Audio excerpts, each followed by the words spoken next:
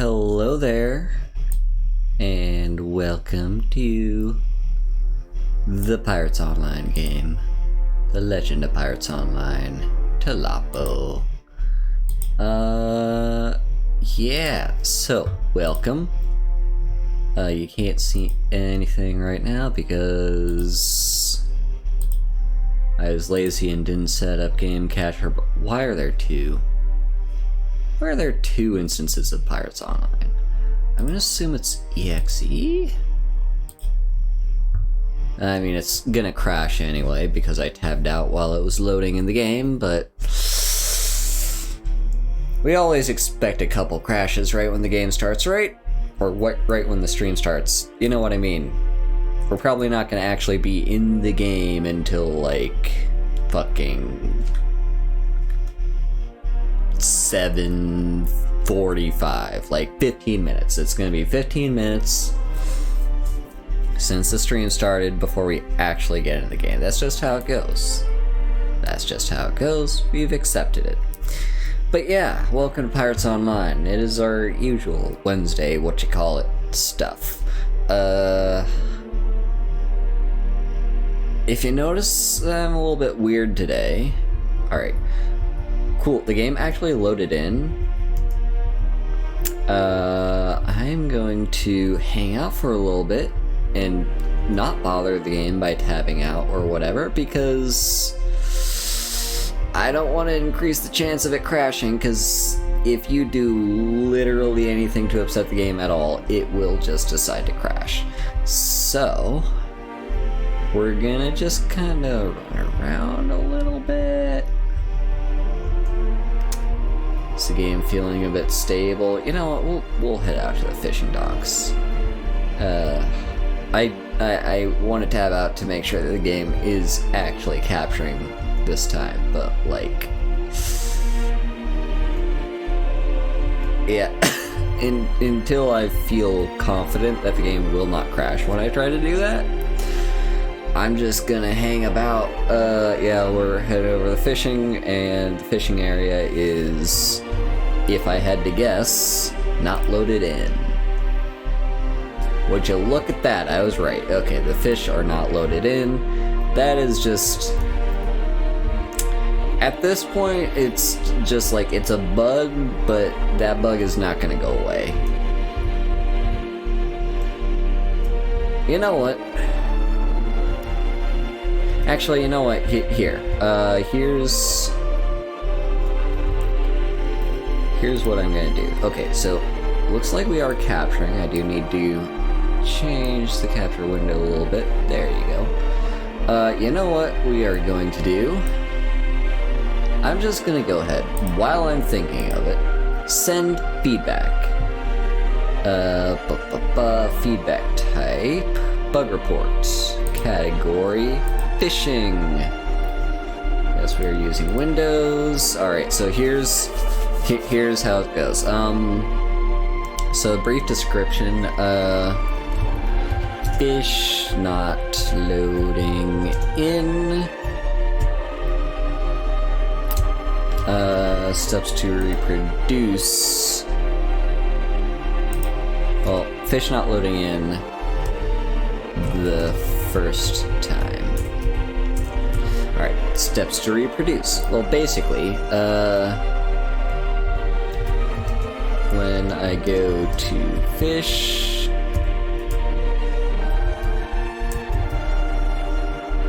and cast my fishing line, no fish have loaded in.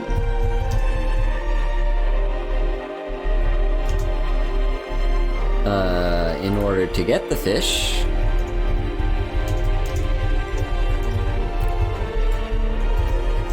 I have to leave the fishing area,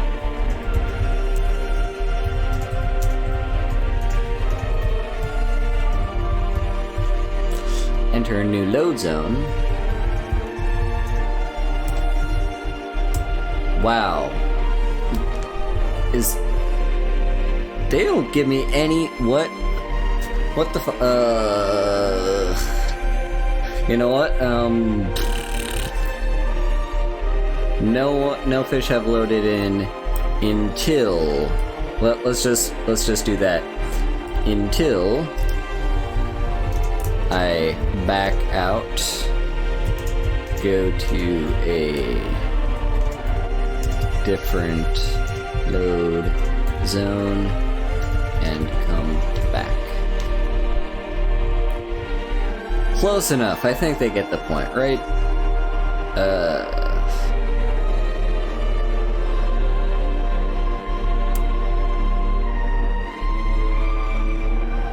You know, it's their fault for not letting me type more. Send. There you go. There's your feedback, TLOPO. Hopefully that works. And also, would you look at that? This is being a little weird. I got interrupted by the game loading in. Basically, if you notice, I'm a bit out of it. And, like, normally, I'm kind of out of it anyway for, like, my Wednesday streams, because it's just, like, you know, in the evening and whatnot. Today I'm gonna be even more out of it, and here's why. Basically, today was an interesting one at work. I mean, well, number one, I just woke up feeling tired. So that, I guess everything was fucked from, like, square one. But basically, like, I woke up at, like, what time? You know, my usual time that I wake up for work. It was, like, 6-ish? No, go away, go away, go away. I want you. Yes. It was like 6 o'clock or something like that.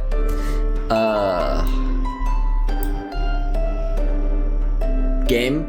Oh, Jesus. Oh, you scared me. Fuck!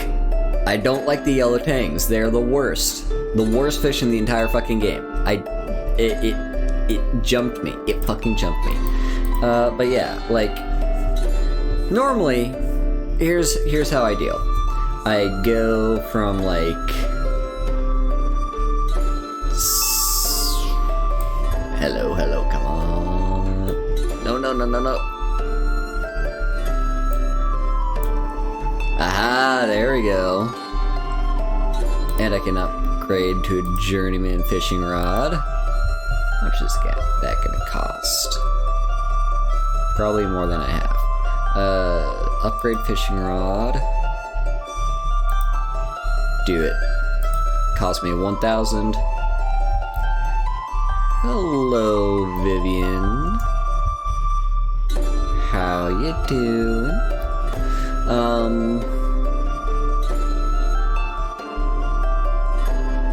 Yeah, that cost me like a quarter of my gold. It's fine. You know what? But we're just gonna, like, show off the journeyman fishing rod, show off the fact that we can now go deeper down into the depths. But yeah, no, just like from the very moment that I woke up this morning, I was just very tired, in spite of the fact that I got my usual amount of sleep, which, let's be honest, is probably not enough. That's probably why. Nice. Glad to hear it. But yeah, I was just tired from the very beginning. Now here's how today my work was gonna go. One of two ways. Either it didn't rain, and so all the students get to have their fun little baseball day that's like scheduled for them.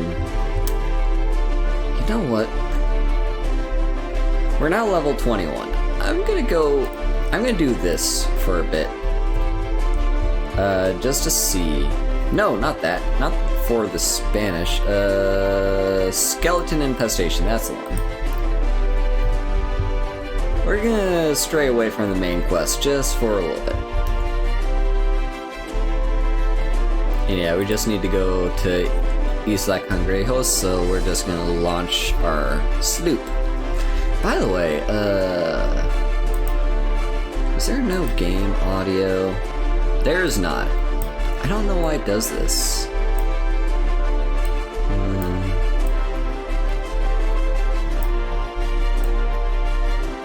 It's like, yes, I want it to be low, I don't want it to be that low. And by that low, I mean no sound at all.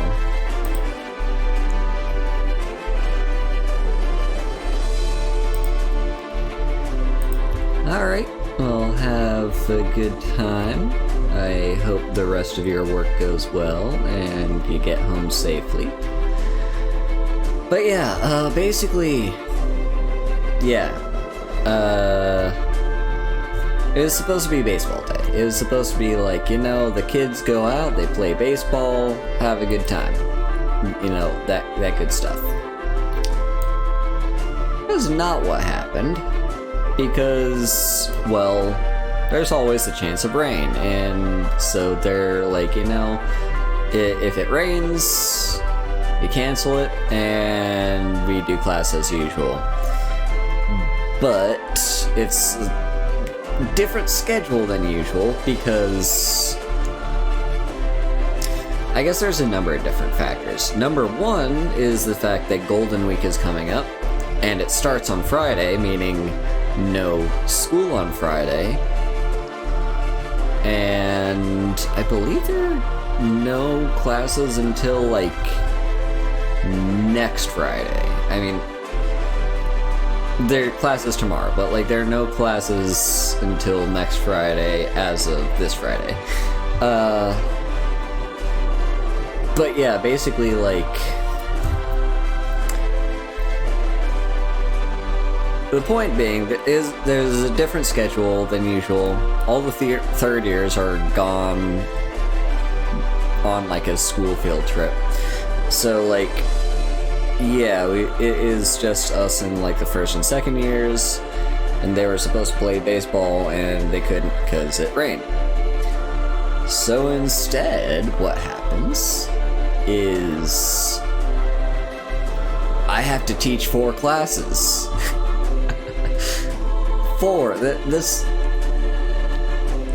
I've only taught 4 classes once before,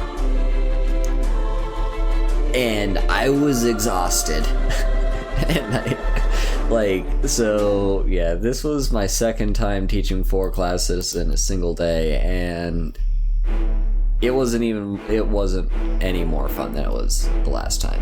Anyway, Isla Cangrejos. This is the quest line that I picked up a long time ago, and it was like, no, we're not gonna do that for a while because the end game of that quest is like way too high level for us. But now that we're at least level 20, I think we can do this. Or at least most of it. A visitor! It gets very lonely here. Mainly I just argue with the crabs and wander about. I must tell you though, things have taken a turn for the worse lately. The crabs and I are worried. Suddenly we find ourselves overrun with skeletons, and I'm no longer at the top of the food chain. Aside from amassing a crab army, there's not much I can do. Think perhaps you could help us out a bit? Start with clearing out some of the French undead quartermasters. We gotta kill 20 of these bastards, and it's not gonna stop there. I think I would start with grenade. Maybe this is a stupid idea. Yeah, it's a stupid idea. I don't want to use the grenades because, like, the thing is they're hard to aim. Well, I don't know. I think this will be fine, right? Let's just hope that the AI is not being particularly aggressive today, is the thing, because this island is a living fucking hell if the AI is feeling aggressive.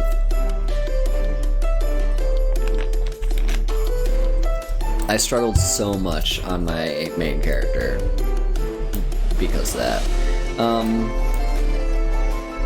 Let's hope this hits right. There we go. Oh my god, the audio is so quiet. Yeah, I'm gonna turn the audio up a lot. Oh no, the AI is feeling aggressive. Uh-oh. Uh-oh. Oh no. Oh dear. Oh. Oh, so very dear.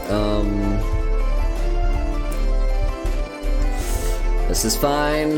This is fine. This is fine. This is why. This is the good thing about grenades is the fact that you can just kind of toss them about, and you see, there's one. Oh, tonic healing. Oh no. Oh no. Okay. I think we gotta run. I think we just run. Yeah. Okay. Well, like I said, this island is a living hell if the AI is feeling aggressive, and it looks like it is. So yay. Yay. I was kind of very hoping that wouldn't be the case.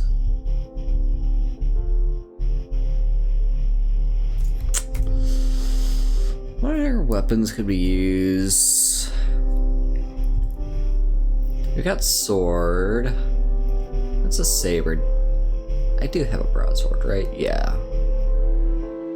It's actually pretty okay. So I've got broadsword. I do have the voodoo doll.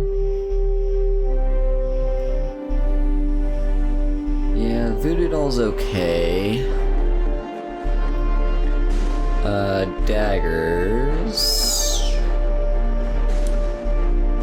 Daggers are fine. The thing is, sword, I don't want to get too close to them is the thing. Let's start with gun. I think gun is a safe bet. Buccaneer's pistol. Do I want to use a blunderbuss? What's this? Swashbucklers.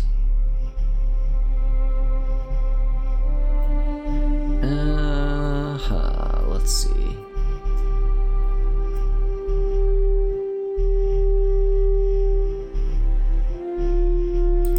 Yeah, I'm gonna use the blunderbuss. Wait, the musket. I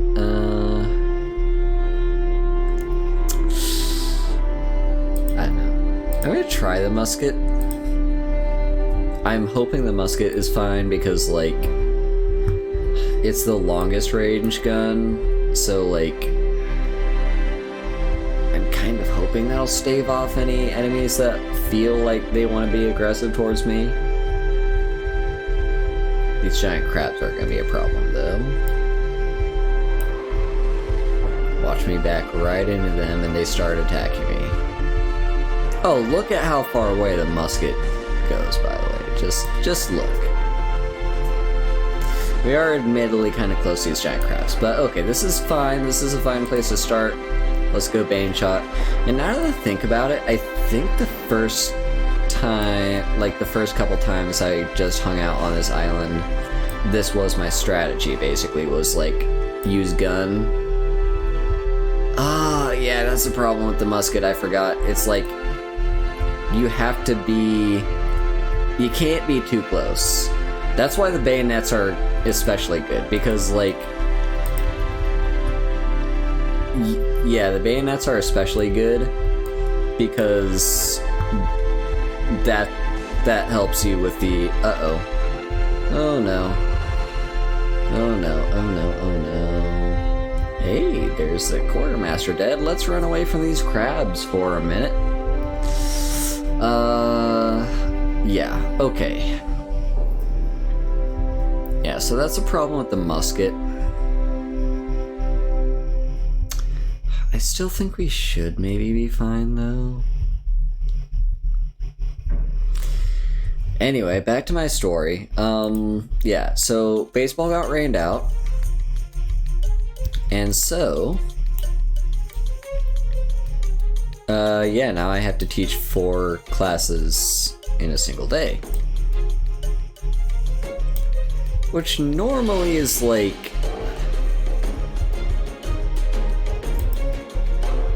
Normally the most I do in a single day is 3. So this was more than I'm used to. the other time where I taught 4 classes in a day, I was like, I was tired, but it's like, I don't know, like, I started the day off not feeling super tired, is the thing. Whereas today, like, from the moment I sat down at my desk, I was like, oh, I'm so dead. So, like, yeah, that was kind of the whole mood for today. It was just like, try not to die, and there's just, yeah. But basically,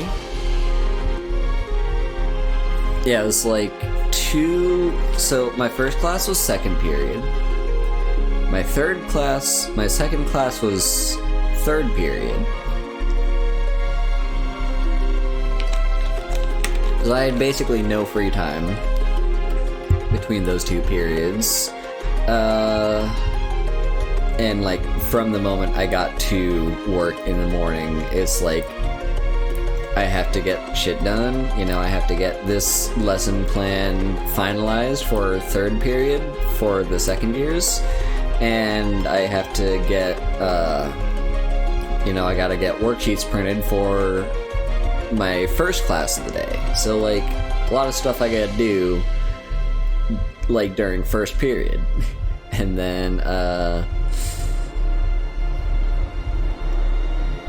you know, like fast forward to, yeah, then after that was third period, where I taught my second years. That class was interesting for sure. Like, it was the first time where I taught a lesson that was like combined come up with me and the teacher I was teaching with. Because that teacher, like all the teachers at this school in particular, are like, you have to really push them to actually help you come up with a lesson. Because if you don't, they're just gonna make you do it all on your own. And like, normally it's fine. It's not ideal, but it's fine, I guess. But yeah, like, so I had to basically convince them, yo, help me out here. I've been making all these lessons on my own. You gotta put in a little bit of effort too. And so I didn't say that. I said basically like, there are no upcoming holidays in the US, and like, I have no plan. That's all I had to say. And then he was like, okay, I'll think of something. And you know, he did. He thought of something. Our lesson was on space food. The problem is, that lesson, I don't know if it went down super well. The students didn't seem all that into it, if I'm being honest. Like, they're fine, but, and like, I don't know, like, I'll have to work out what I think is like, how I think this is, how I can maybe improve that lesson for like the next time I teach it, like tomorrow? Yeah, I think tomorrow I teach that lesson again. So yeah, I gotta get that prepared. Anyway, that was only second period. No, third period. That was third period. Fourth period, I had no,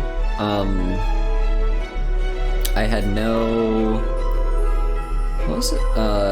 Yeah, fourth period. Yeah, fourth period, there's nothing, because that was a long homeroom.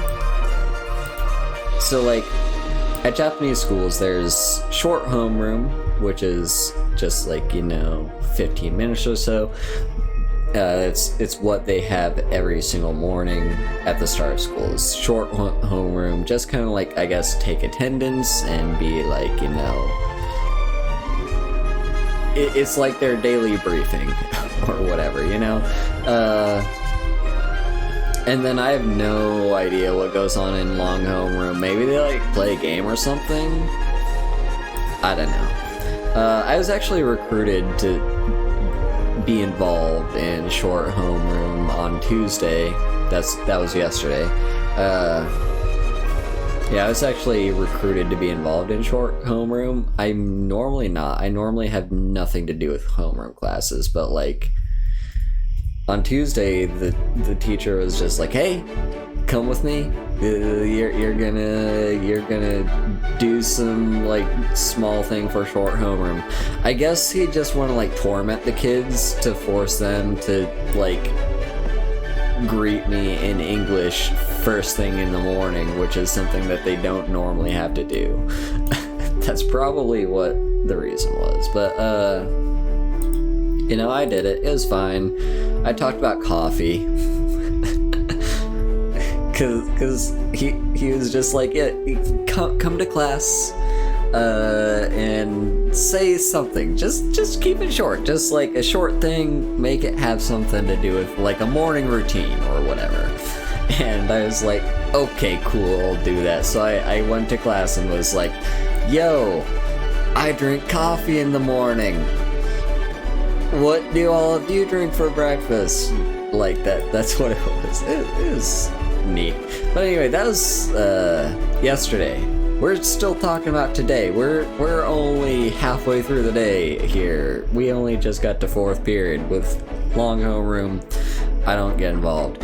During that period, I ate lunch because like there is a lunch period, but it's not a full hour. It's like 35 minutes-ish? Around the... It's really not long at all. Like, I think it's 30 minutes for lunch, which is like...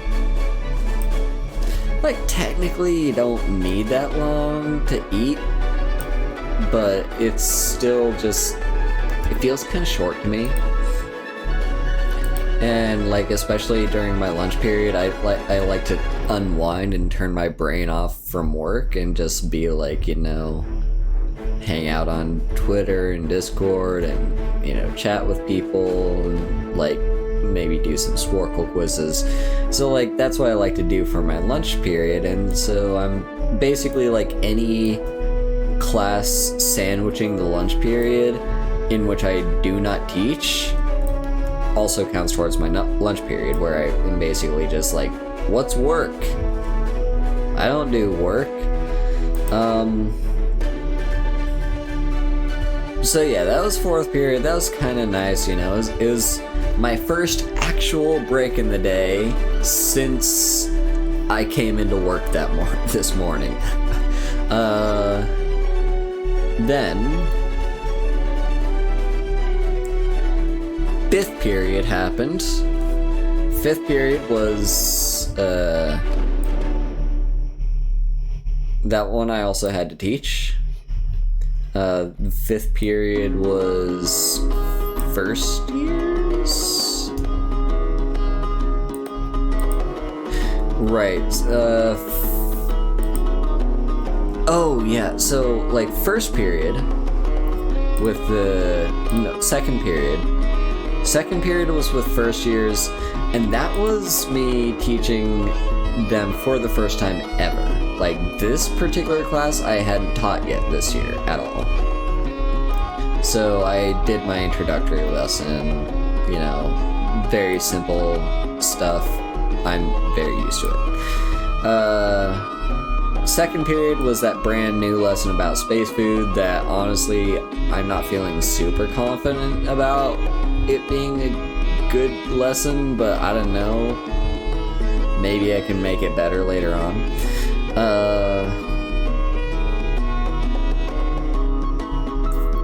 5th period was my Easter lesson, My Easter lesson is currently like my main lesson that I'm teaching, you know, because like while I am an English teacher, like kind of my job description is kind of spreading and like teaching them about my culture, and my culture is America, and my culture is like, you know, American holidays. And so anytime there's a holiday that is going on in the US, I'm like, hey, let's do a lesson about that. That's super easy and straightforward to do.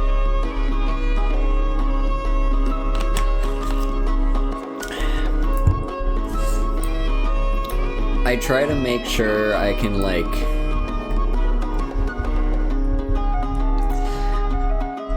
basically like for these lessons I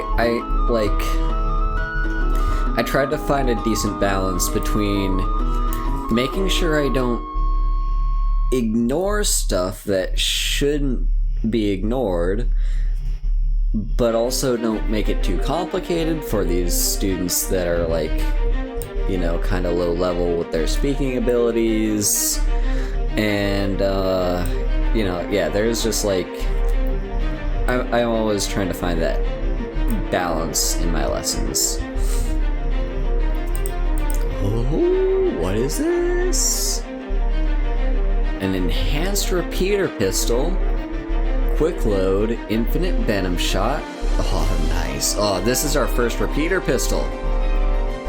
It is as well. Oh, nice. Attack 2 is pretty shit. Not gonna lie. But the fact it's a repeater pistol makes it worth it. Oh, that's so good. So...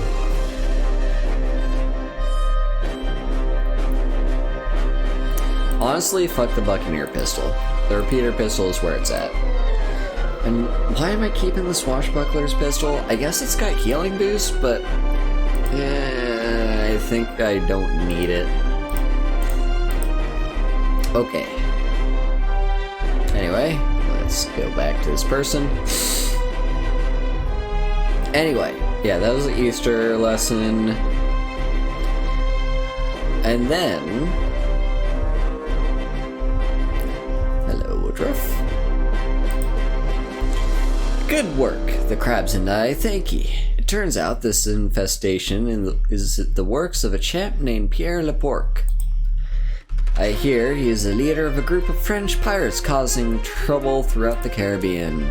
Scurvy Dog uses this once tranquil island to dump his fallen pirates. Help us out a bit more by clearing out some of the French undead in Mitras. Good luck. Mitra? I don't fucking speak French. French is a made-up language.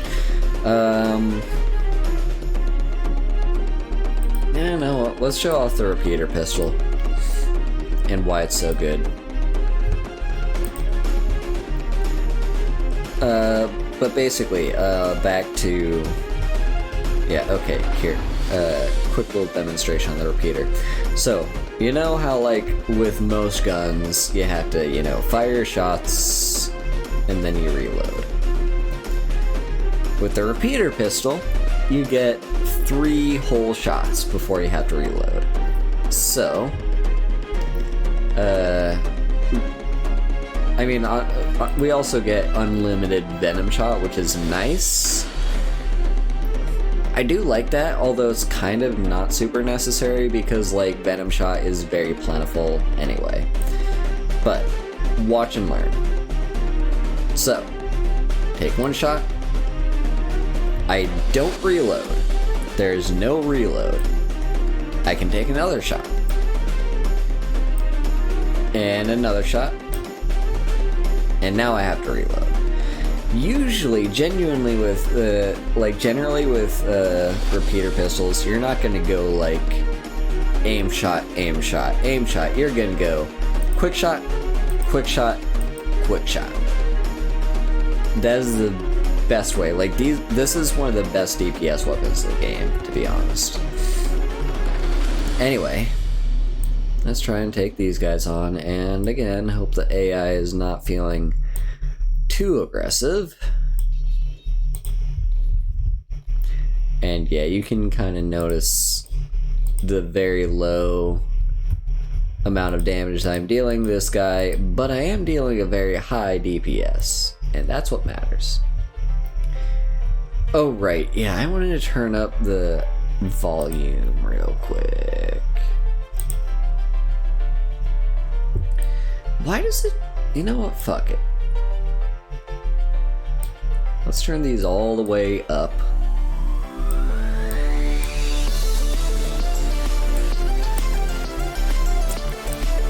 Interface can be like here. Ooh, here. Combat sound effects. I want like some. Ship combat can be around here. Voiceover can be like up here. Cool. Save.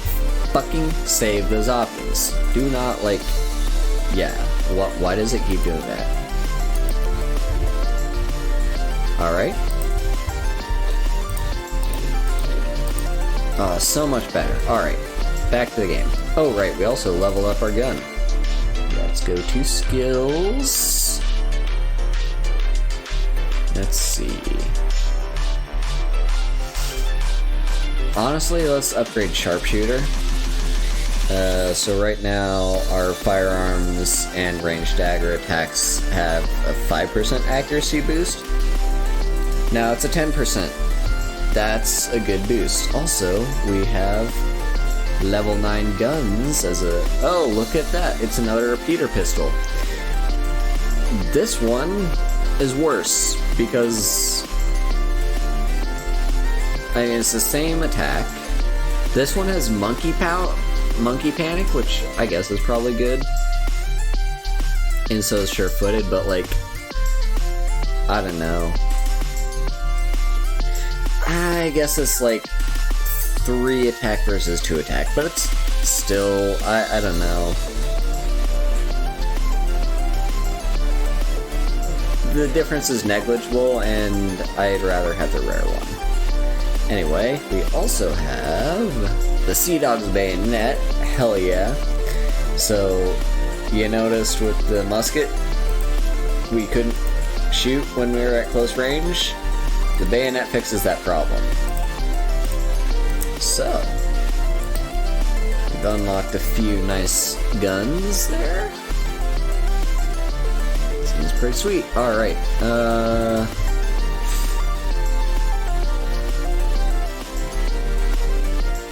yeah, let's keep using the gun. Anyway, so, back to my story.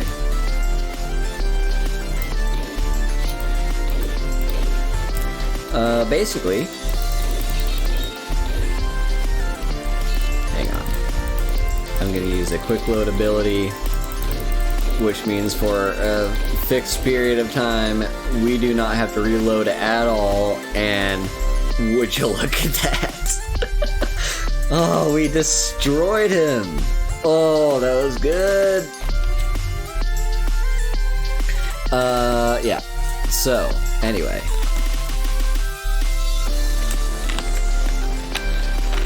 You know what? I shouldn't be switching ammo types with this weapon, and here's why.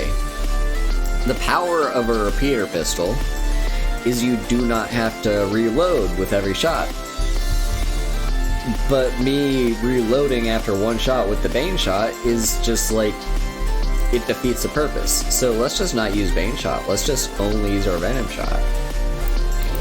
I'm still gonna make my first shot aimed, because the first shot being aimed is, like, it gives us that damage bonus, and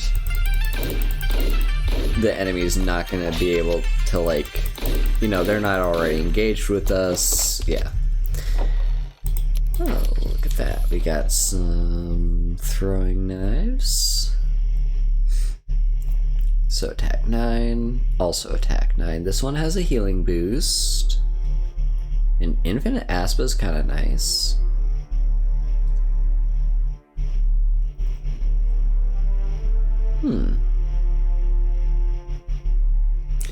honestly hard to say. The healing boost is very nice to have.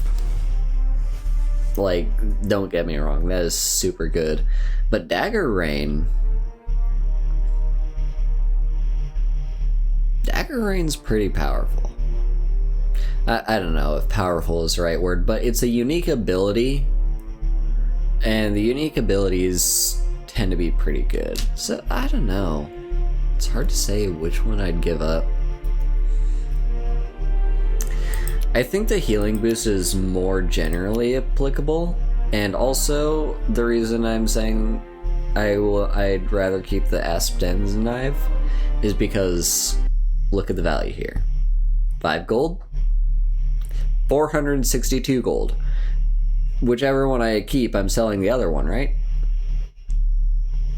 So say goodbye to the hunter throwing knives.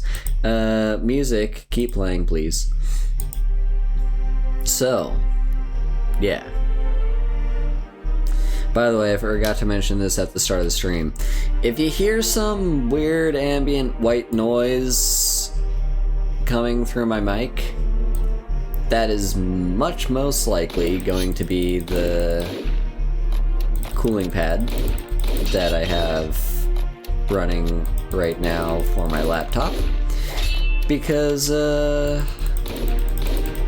well, I want to take good care of my computer and ensure its longevity, since it is going to be my only computer while I'm here in Japan. And I've noticed the fan has been making a lot more noise recently.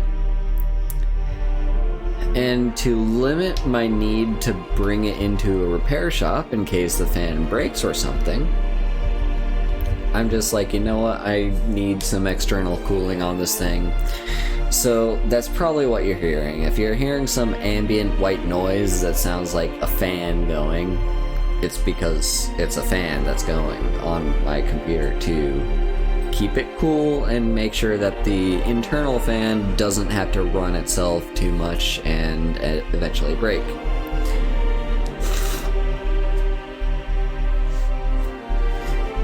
Because I have had that as a problem before in the past with my computers, or like at least one of them, maybe it was 2.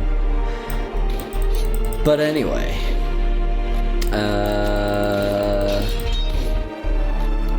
yeah, so 5th period, Easter lesson. 6th period, this is, by the way, the last period of the day. Some days have a 7th period, 3 days a week have a 7th period, but Wednesdays and Tuesdays do not.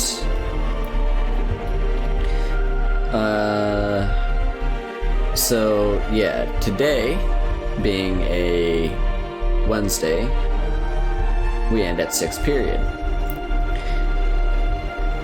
And basically, yeah, 6th period was the last class of the day. So keep in mind, 1st period, I was pretty busy. I was also just tired. I came in feeling sleepy. 4th period was my one and only break throughout the entire day. Because, yeah, like, I kind of worked through 1st period. I taught 6th, I taught 2nd and 3rd. I got a break during 4th period, and then I had to teach 5th and 6th. That is the vast majority of the day in which I was teaching, and by 6th period, my brain had checked out. Like, I was kind of teaching on autopilot.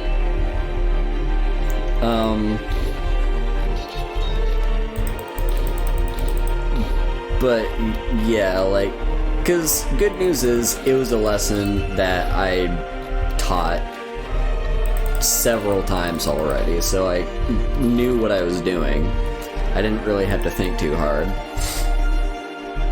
But like, it was hard to not just fall asleep on my feet which by the way were hurting at that point because I didn't really get to sit down much at all during the day except for during my break. Yeah, it was... I just hard crashed during my 6th period class, and it was something.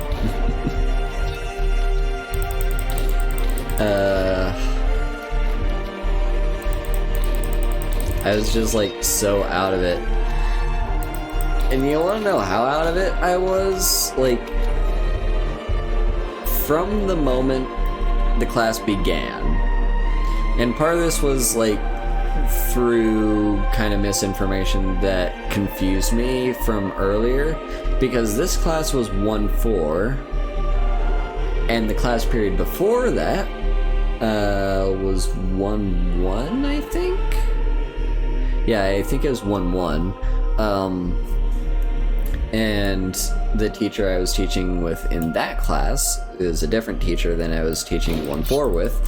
And that teacher with 1-1 was like, you know, she was talking about how one of the students in one of my other classes made like a sky blue Easter egg on their worksheet, and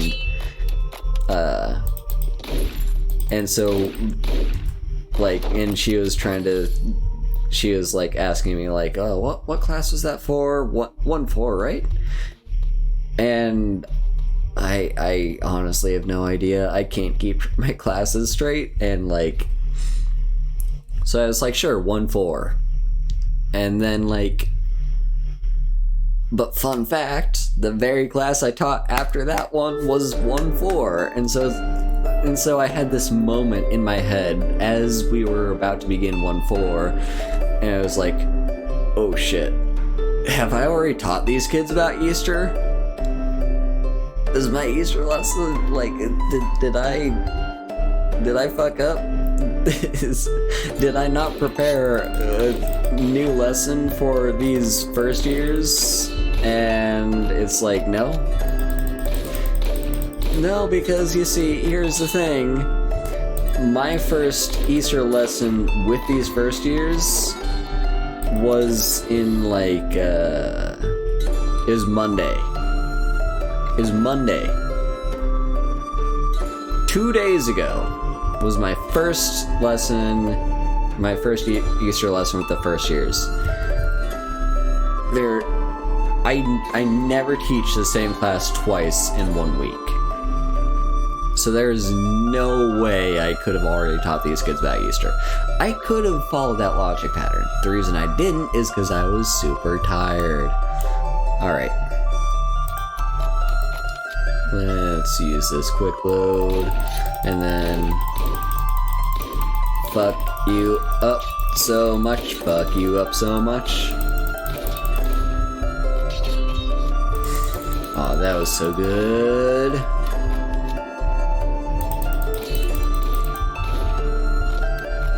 God, the gun is super necessary for this mission.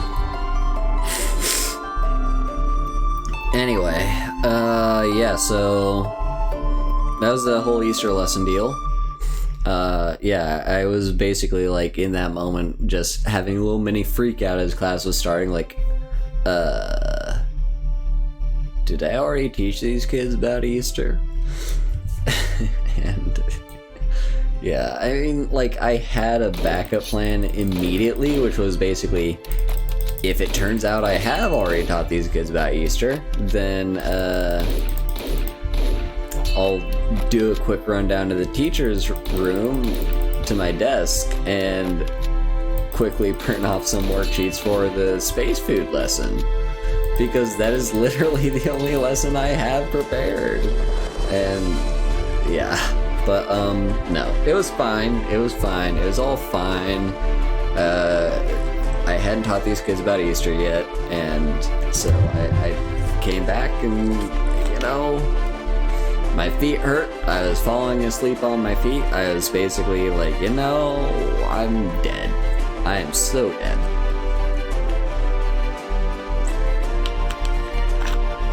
and like a walking corpse. But yeah, basically, from the moment I woke up this morning, my brain has been a state of me just wanting to go back to sleep. And that only got worse as the day went by because those classes wore me out. So, long story short, if you notice I might be a little bit different than usual for tonight's stream, and by different I mean like normally I'm kind of mellow, right? Like normally I'm a bit mellow for my evening streams, whatnot. Today in particular, like it's gonna be, I might be different than that even. My mellowness is probably down to me just being incredibly tired and very sleepy.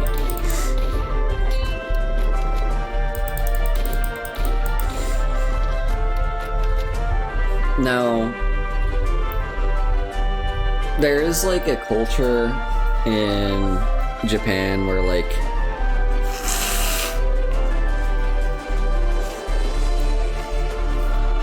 it's okay to nap at work.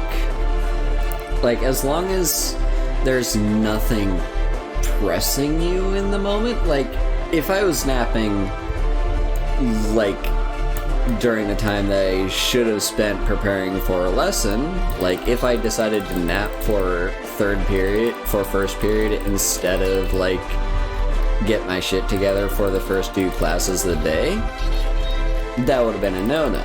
But like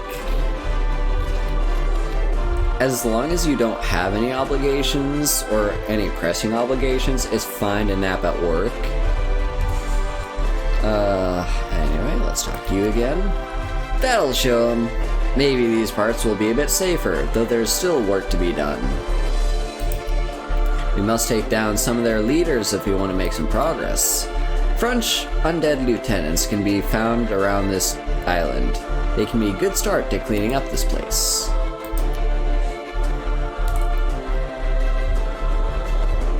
Oh, wait, hang on. I forgot something. I'll be right back.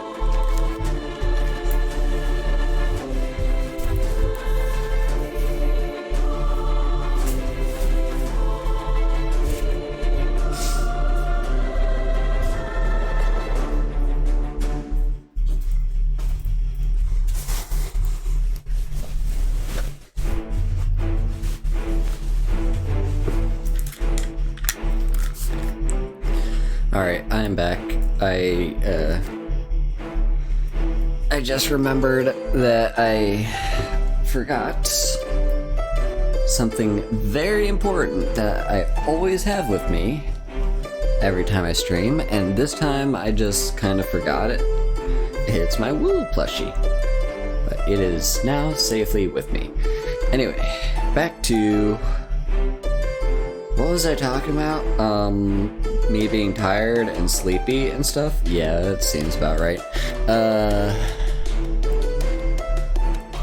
What was I talking about?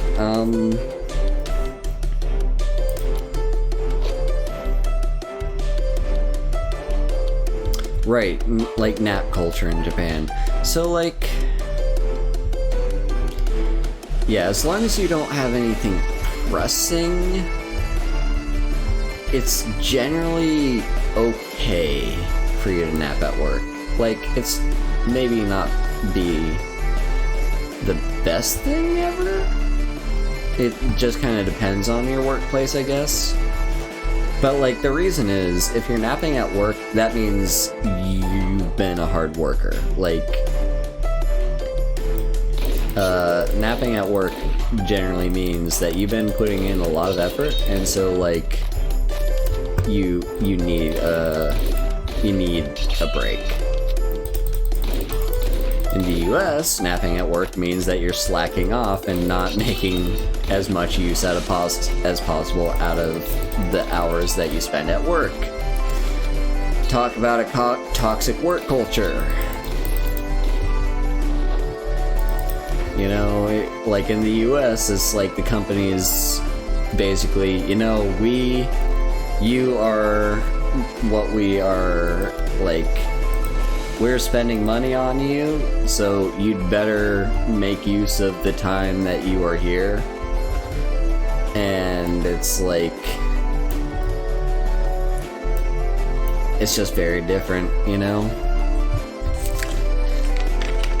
But point being, I didn't really get a full proper nap in. I like closed my eyes for a bit when I was like at the end of the day after my 6th period class, but it wasn't like game. Okay, there we go. But yeah, you know, it wasn't anything like too big. I don't think I really actually lost consciousness. It was just like, yeah, me closing my eyes for a few minutes.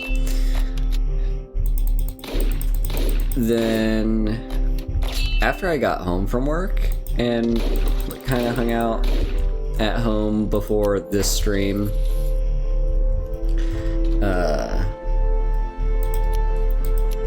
and before me going to get dinner. Hello, Alpha. Yeah, like,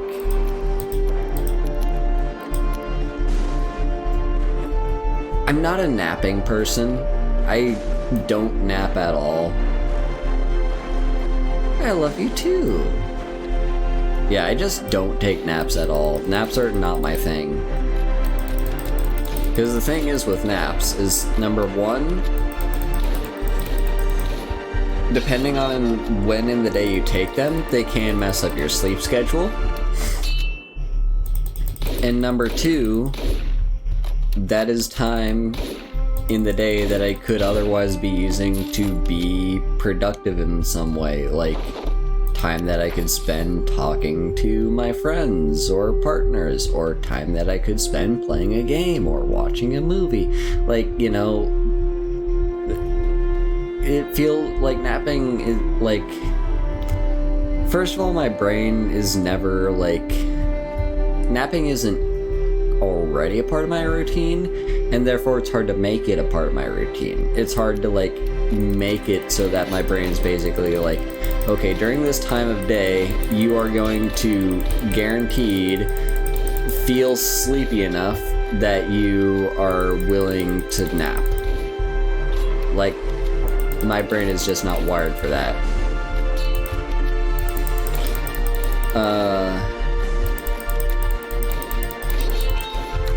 Oh, heal. Okay, good. Yeah, this guy's a little bit dangerous. Whew. There we go. Yeah, so...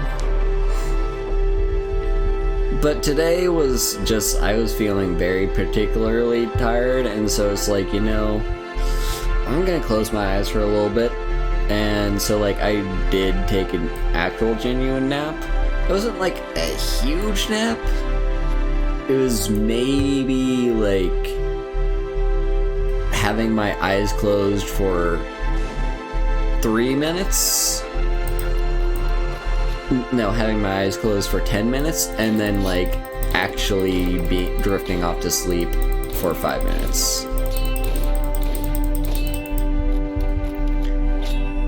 So like, it wasn't that much. It wasn't necessarily refreshing, but it was a nap at all, which is way more than I ever do in a single day.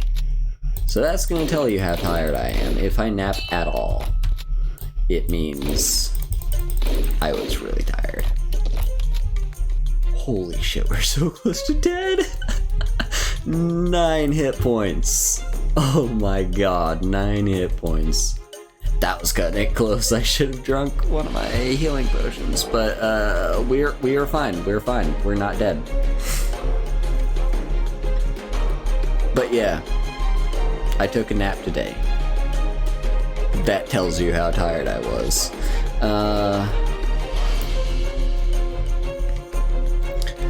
In fact, when I went to the Family Mart to get my dinner,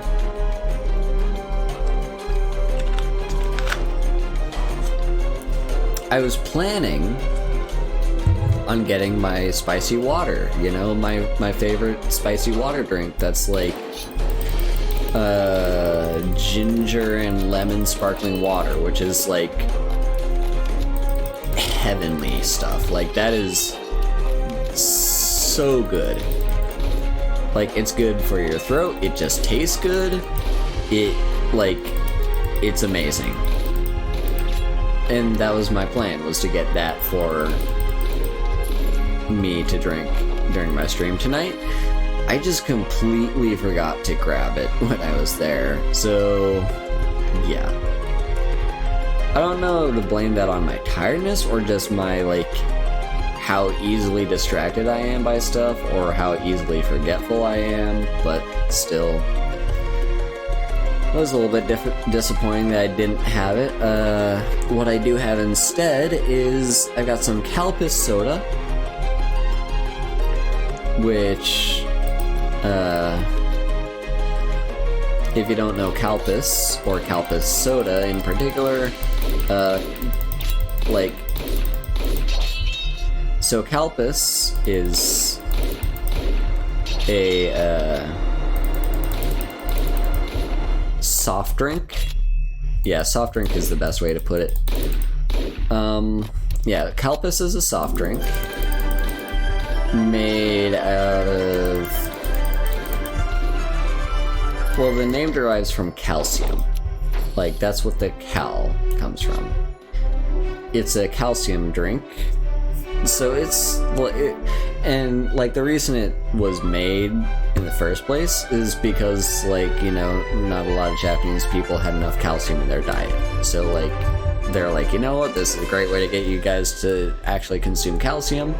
And it's also highly marketable because, like, people love soft drinks.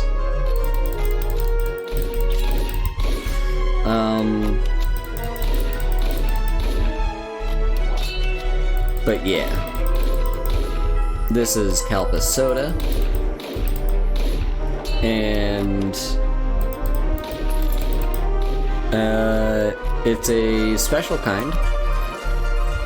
This kind that I have here is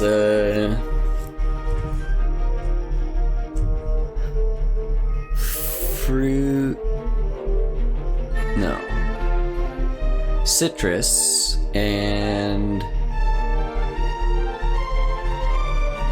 I do not know that kanji. It's citrus and something. Basically, it's citrus is what it is.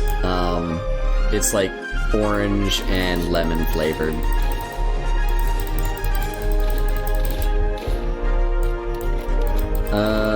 So yeah, it's pretty good stuff, and it is Calpis soda, so it is carbonated. Normally, if you get just your general Calpis in a store, it's going to be flat. Also, if you are in the US, or I think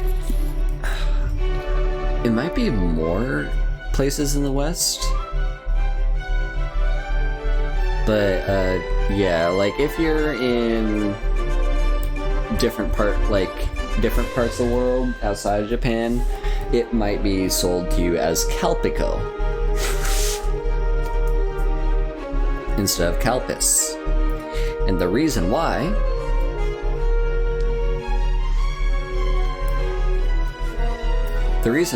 is in English, if you say the word Calpis, it sounds like you're saying cow piss, as in bovine urine. So they changed the name to Calpico to market it towards Westerners. But either way, it's good stuff. It's fine, and like, not everyone likes soft drinks.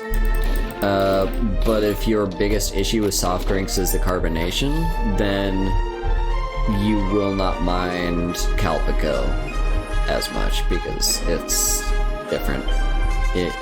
Like, don't get the Calpis soda, but just get regular Calpis. Turns out there'd be more to the story. The pirates, Pierre Le Porc-Berries here, come from a fierce sea battle in the outskirts of the Caribbean. As for the identity of who is killing all these French pirates, I'm not certain. Some say there is another island littered with the graves of Pierre's enemies. The loss of all those French undead lieutenants has helped, but it turns out their leaders haunt this island too. French undead captains command most of the infestation on this island. The crabs and I would be grateful if you would put them in their place. Alright, time to go kill the big boys. I'm gonna stay away from that area. Whoa, what's this? There's an actual player. An actual person.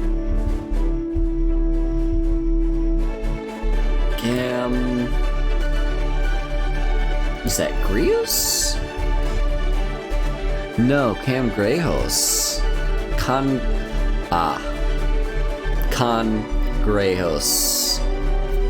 Grejos.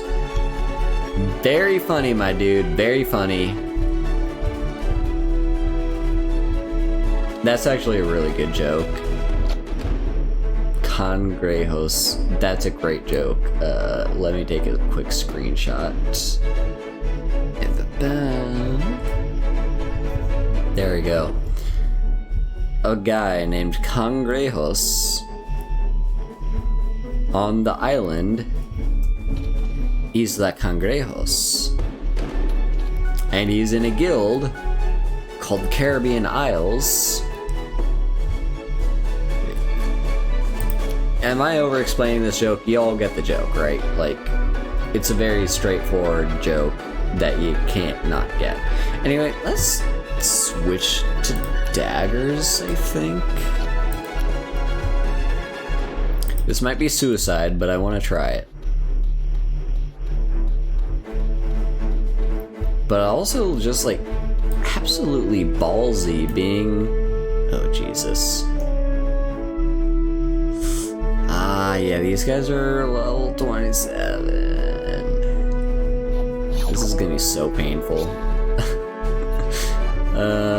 But you know what? Oh, shit. Oh, fuck. Actually, I know how I dealt with these guys. I dealt with them by, using the voodoo doll.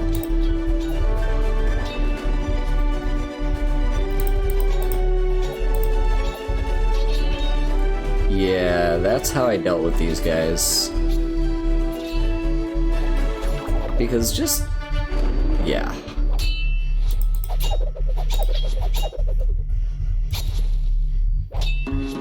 Like, you need the voodoo doll because of the fact that you... well, number one, you don't have to be locked onto them in order to attack them, and that is how they get you. Because if you're standing still long enough to be locked onto them, you're standing still long enough for them to attack you, and as you're seeing in this fight, they do a lot of damage.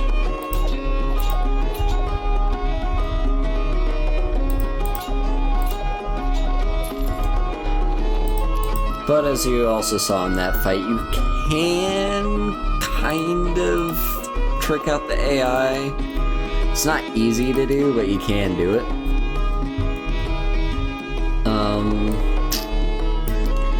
Yeah, but these guys are like such high level.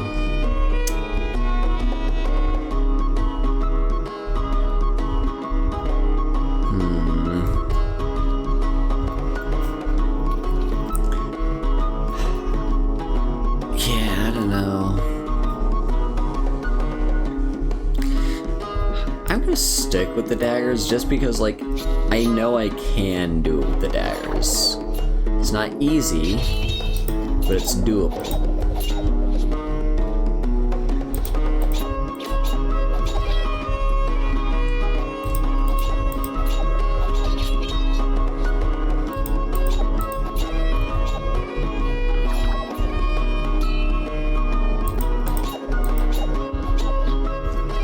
Sorry if I'm being a little quiet, I'm like trying to focus on this fight and keep a close eye on my health and make sure I'm using all the abilities that I should be using, make sure that I'm timing my attacks right, make sure that I'm successfully dodging this guy's attacks and keeping him at arm's length, make sure I'm watching my own health. There's just like so many moving parts to this fight that I'm trying to be very cautious of, because these guys are no joke, especially if you're only level 21 like me.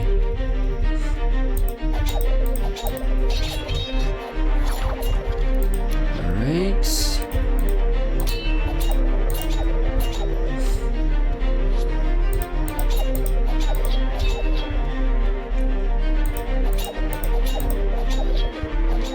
Okay, there we go. Jesus. Okay, this is fine. This is fine. But yeah,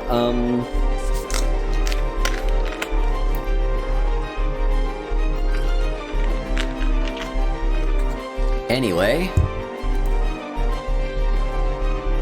what else is there to talk about? Talked about the cooling pad, talked about my day, talked about how tired I am.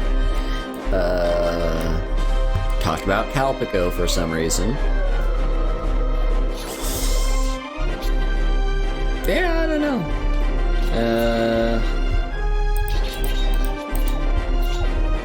I don't really have a super interesting topic in mind. Those were basically all the topics I had.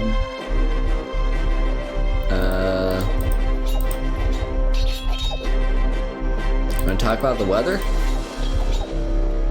Yeah, no one wants to talk about the weather. The weather's not all that interesting. Although it has been very rainy lately.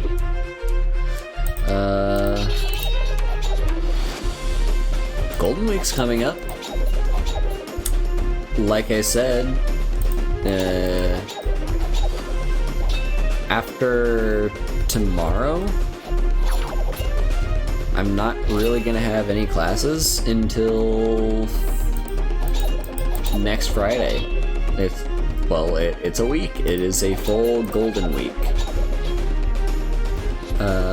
'Cause like, so technically Monday of next week is not part of Golden Week. Technically, I do have to still go into work that day. However, there are no classes because all the students are away on a field trip. So yeah, cool. I just realized that was the lieutenant, wasn't it? That wasn't a captain. Damn. Oh well. But yeah, so yeah, Golden Week is coming up. I have basically no plans as to what I'm gonna do. I feel like one day next week I should just take to go somewhere. Like, maybe not too far. Maybe it won't even be Osaka, like... Oh, actually, no, I have the perfect idea. Where I need to go... Because everyone seems to be obsessed with Sonic lately, right? And it's all thanks to Sonic movie and whatnot. Like, you know, there are reasons people are obsessed with Sonic. Personally, I'm not really all that into Sonic. It's fine. It doesn't produce any nostalgia for me, and I know the story is not super interesting to me, but it's cool that people enjoy it. So, fun fact, I found this several months ago, basically, when I was, just kind of browsing the area around for potential targets for me to take just day trips to. And Jesus Christ, this captain is taking forever to kill. And basically, relatively nearby, if I take the train the opposite direction of what I usually take it, I usually take the train west. Yeah, west. I usually take the train west towards Osaka. And I usually only take it the other direction when I'm going home. But if I took the train east towards Mie Prefecture, there is apparently a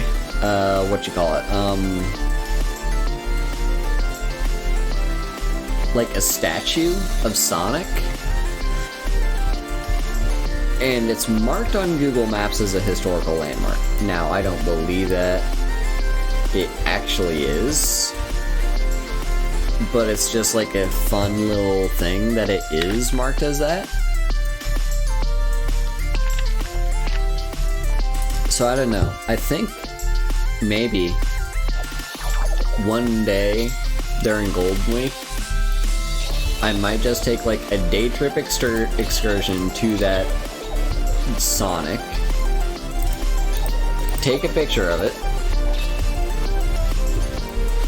just to say that I've been there, and I can show all my friends that are really into Sonic, hey, I went to go see the Sonic. And then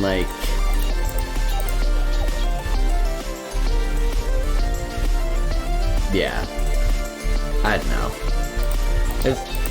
It's something that I wanted to do at some point.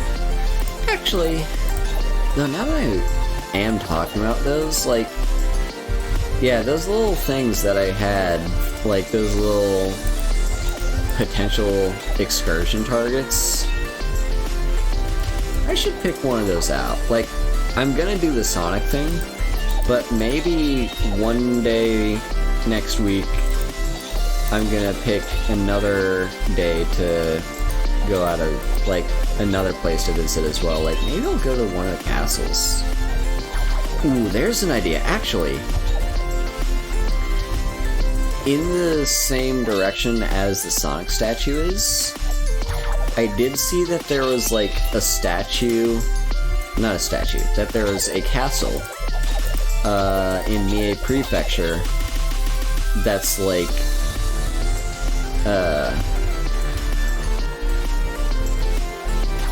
well, it's a ninja museum, first of all. It's apparently a place that foreigners like to go to and visit. The reviews I've seen on Google Maps are in English. It's not just Google translating it into English, it is English. So I don't know, that could be something fun to do for a day. Yeah, just a thought. We'll have to see how I feel.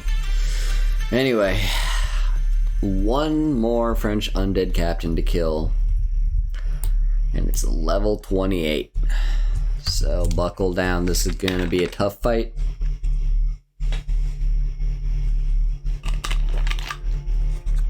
And that is the last of my Calpus soda. I do still have water, don't worry about me on that matter, but water's boring. Okay. Let's do this. You do want to focus. Gotta focus on all those things I was talking about before. You know, you gotta pay attention to all this stuff.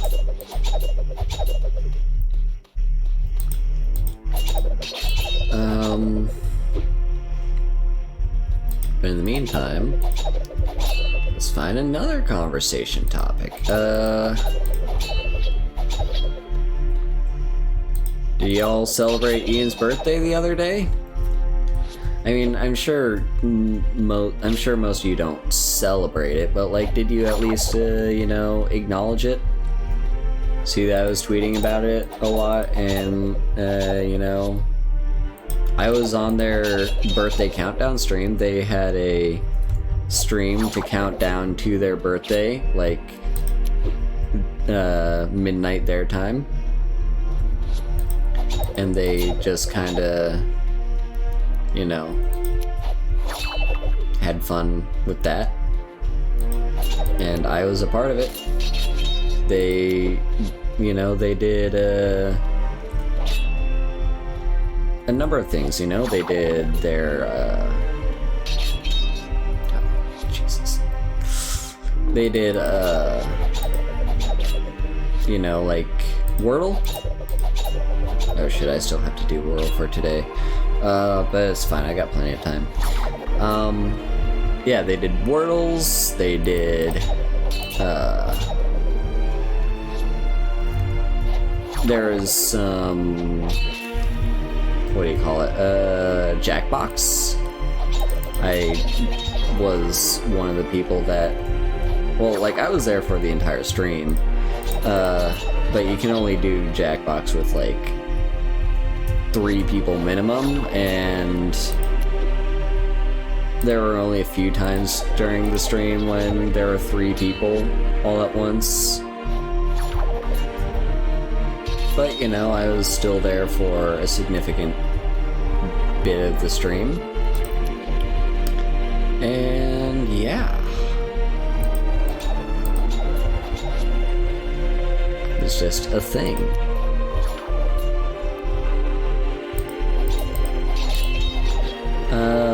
But yeah. I was very much looking forward to their birthday, mostly because, like, I really wanted to give them my birthday present to them. Like, I had these presents picked out a while ago and was like, oh, I just really want to give them to you, but I can't because it's like, I gotta wait. But, you know, we finally got there. I finally got to give them their present, and it was great. They loved it. But anyway, yeah. So that was a thing. Cool. Let's see what I've got. Finesse. Oh, that's actually pretty good. Decreases cooldown time for dagger and sword skills by 7%. Hell yeah. Also, now I'm level 10 daggers. I don't think I've unlocked any more, have I? Nope. Okay, that's fine. Alright, time to talk to Woodruff. What you see around here turns out to be only half the problem. Pierre Leporc's enemy have revealed himself. His name is Garcia de la Avaricia, a Spanish pirate lord up to no good. Pierre and Garcia have been battling out in the Caribbean for some time now, and it's pirates like yourself that suffer. They'll enlist any old pirate willing to risk their neck. As you can see, though, it does not always work out for them. Garcia de la Avaricia handles his fallen pirates much like Pierre does, stashing them on a small wild island. Cutthroat Isle is now infested with Spanish undead and is in need of help. Go see if you can make a difference there. I'm going to see if I can find out more about this battle. Alright, basically we gotta do the same exact thing we did here, but on Cutthroat Isle. So that's cool.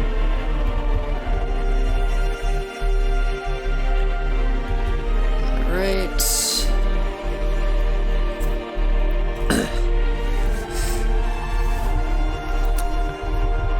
So, anyway, yeah. Stuff and things and stuff.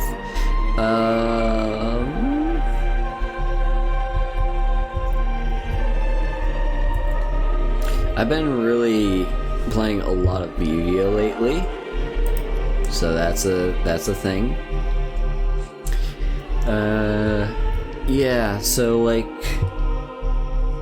with Yu-Gi-Oh, I've been playing Duel Links, and yeah, that's been my go-to, like I know the big thing that everyone recently has been into is Master Duels. I don't know, just like, so Duel Links is like where I started. First of all, like before Master Duels even came out, it was like Duel Links was what I was like using to try to get into Yu-Gi-Oh. I didn't really get into it though. Like, I played it for a little bit, but it just wasn't really all that interesting to me. And then I hear all these people talking about Yu-Gi-Oh and all this and all that, and I'm like, okay, maybe I should give Yu-Gi-Oh another try, like finally try to get back into it. So I did. I re-downloaded Duel Links, and I think I know exactly why I wasn't hooked on Yu-Gi-Oh until recently. It's because I was just playing Yu-Gi-Oh quote-unquote normally. It's not actually normal, but it's basically like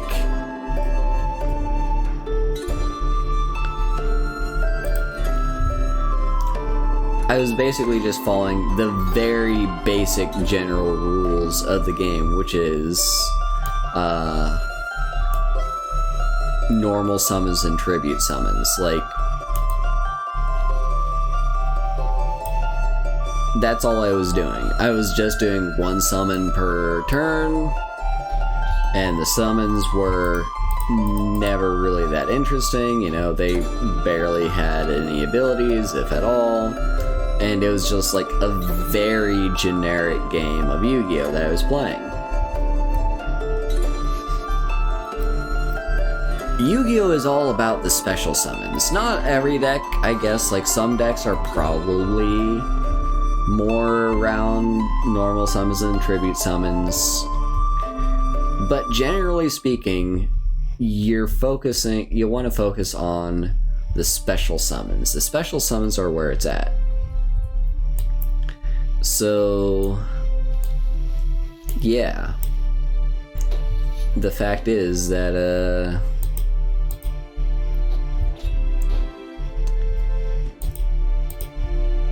I was really just playing with normal summons and tributes, and it's like, it's fine, but it is really nothing compared to Magic. Like, Magic you can do interesting things in, and that's like normal and tribute summons are just not interesting. But then I started getting into the being able to cheat out the big stuff, and that's what special summoning is. It's being able to cheat things in, work around the requirements of special and normal summons.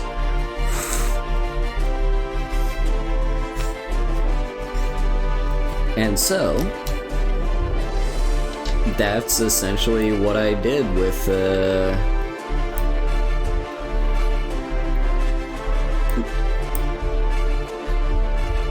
special summons. I got a few cards.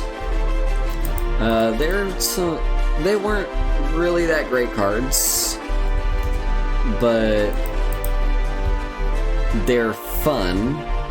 and they made sense to me how they worked and how they all fit together and what I was supposed to do with them. So, like, for example,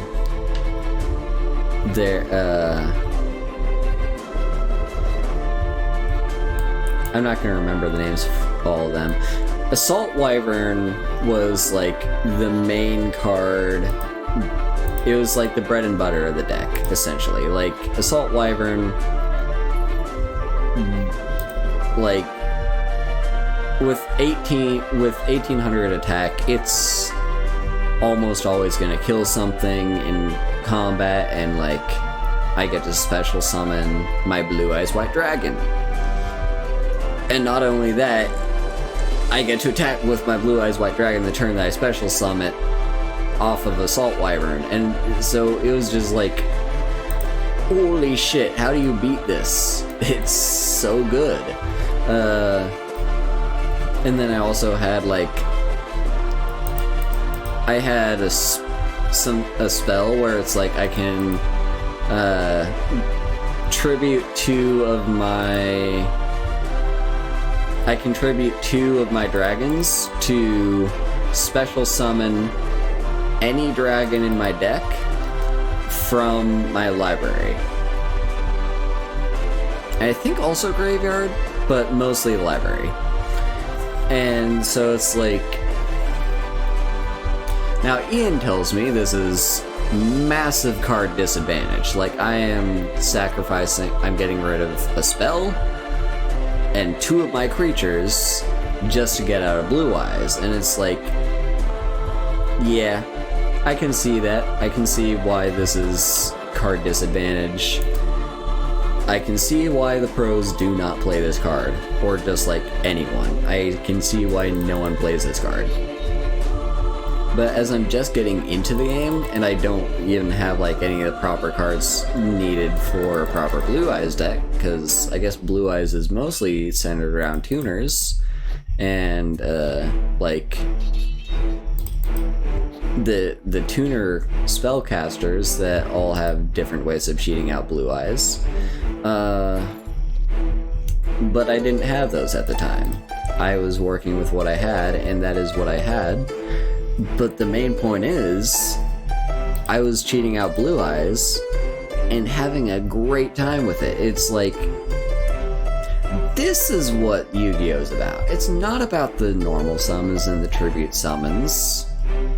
It's about the special summons. And the special summons are the fun stuff. If the game was all about just normal and tribute summons, I would not be getting Blue Eyes until turn 3, or turn 6, apparently, because apparently in Yu-Gi-Oh, like, the way they calculate turns is, like, back and forth, instead of it being just your turn 1, your turn 2, your turn 3. But regardless, like, yeah, if it was up to just tribute summons, I would not be getting my Blue Eyes until turn 3. But thanks to special summons, I can get it out as early as turn 1. That wasn't super common until recently, because, like, I would have to have some way of getting out my, like, I would need to have two dragons already for me to use that one spell, and like, that's a normal summon and a normal summon, so that's like 2 turns in a row. But like, it's still 1 turn ahead of schedule, because like, I'm getting to tribute those 2 monsters for a special summon instead of having to tribute them for a tribute summon, which is limited to 1 per turn. That is a normal summon. However, when I was doing like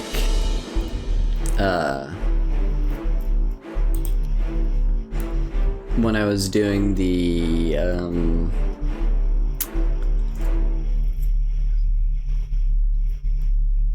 yeah, like special summon, I can get it out one more turn, one turn sooner. Then I started adding the actual tuners into the deck, the stuff that's actually good, that people actually play, and I'm like, whoa, okay, this is even so much better. Like, it's a lot more consistent, first of all. It's a lot less dependent on what my opponent has, because, like, the problem with Assault Wyvern is, like, it's great if you can get it to work, but that's only if you can get it to work. And that means my opponent has to have a monster that's small enough for my Assault Wyvern to kill it, which is, like, usually it's not a big deal on the first turn, unless my opponent has already comboed off and got out their, like, big boss monster or whatever. Like, then I'm kind of screwed. But, like, if they have a monster that's, like, set, for example, usually my Assault Wyvern is going to be able to smash through that and kill it, and I get to special summon my Blue Eyes or whatever I want to special summon at the time, though it's, let's be honest, usually Blue Eyes or some variant.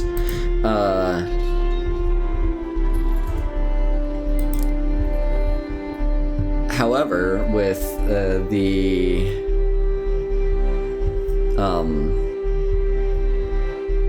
like, Assault Wyvern needs to be able to kill the thing. It needs my opponent to have a thing for me to kill. So, yeah, it's, like, not perfect. The other card requires the first dragon that I play to survive for a full turn, and the second dragon I play to, well, be a dragon that I play on turn 2. Like, it's dependent on the stuff that I have, and it's dependent on the stuff that I have surviving. So, yeah, like, both the cards are fine. They were good at getting me to realize what I like about the game. They were not good at being good cards. They're kind of trash cards. But as I started adding in the tuners and whatnot, I started realizing more and more, like, yeah, there's a very clear reason why people like to play these tuners, and, like, what purpose they serve to the deck, and all sorts of stuff. So yeah, I finally realized what's so great about Yu-Gi-Oh! It's still not going to replace Magic as my favorite game, as my favorite card game. And there's still a lot I don't understand about Yu-Gi-Oh! Like, the other day, I ran into an issue where, like, basically, I summoned my Dragon Spirit of White off of an Assault Wyvern that had killed my opponent's monster. But my opponent's monster, so it was a set card that flipped, and I can't remember if it was a flip activation or if it was a, like, on dies activation or something, but it had the monster had an ability where it would, like, it had an ability where it would do a thing. I can't remember what that thing was when it died. And this entire how it went down and why the timing was wrong makes zero sense to me. So I summoned my Dragon Spirit of White off of an Assault Wyvern that had killed the thing, and that thing's activation was on the chain. Because, like, you know, like, I still had to summon my Dragon Spirit of White. And so Dragon Spirit of White has an ETB effect, where it's like, when you play this card, you get to blow up, you get to banish one of your opponent's spell or trap cards. And my opponent was playing, you know, some trap cards or whatever, and I wanted to make sure that my way was secure, so I wanted to summon this card to get rid of their trap. However, the stupidest thing ever. I don't know if it's because of how the triggers were stacking, or the fact that the chain was happening at all, or I don't know what the fuck it was, but for whatever reason, that ability did not resolve because of a timing restriction. It's like, what the actual living goddamn fuck? Like, this makes no sense. Why? Like, like,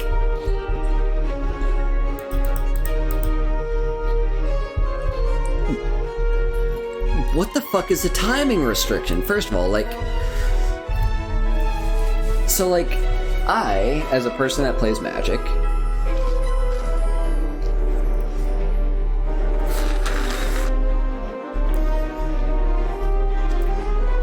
I do know that there are some timing restrictions. Like, the most basic of timing restrictions in Magic is stuff that can only happen at sorcery speed, you know?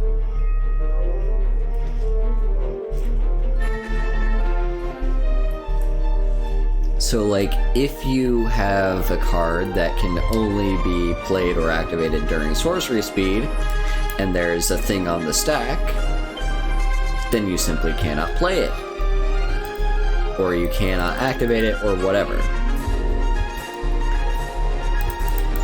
There will be a few times in which you'll try to, and it will fizzle. But, like, generally speaking, you're just not going to be allowed to even attempt to play or activate this card, because you can only do it at sorcery speed.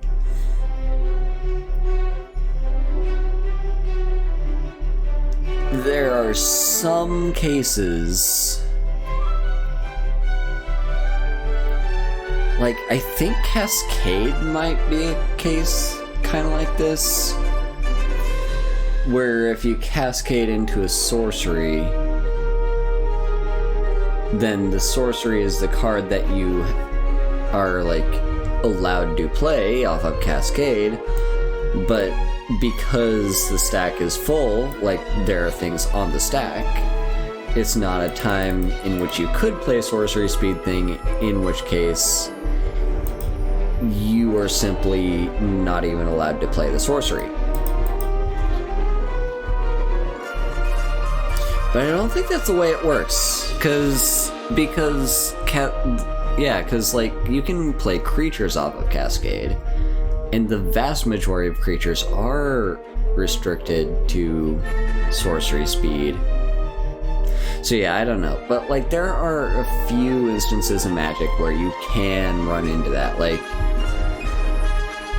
something gives you the option to play a card, but it's a sorcery, and, like, because it's a sorcery, you are actually not allowed to play the card.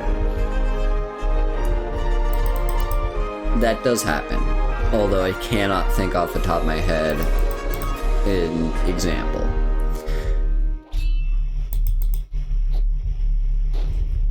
But yeah, usually what's going to happen with sorceries and whatnot is you're going to come across, basically the game will not even let you attempt to play this card. And like, you know, yeah, basically point being, stuff like that does happen.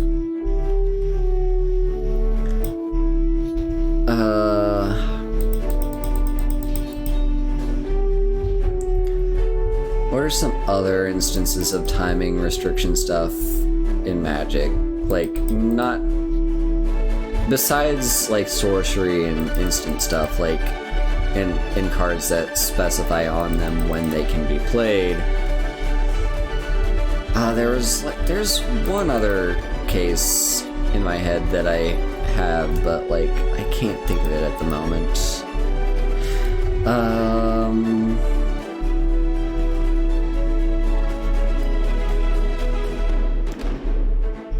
Yeah, it's like sorcery speed.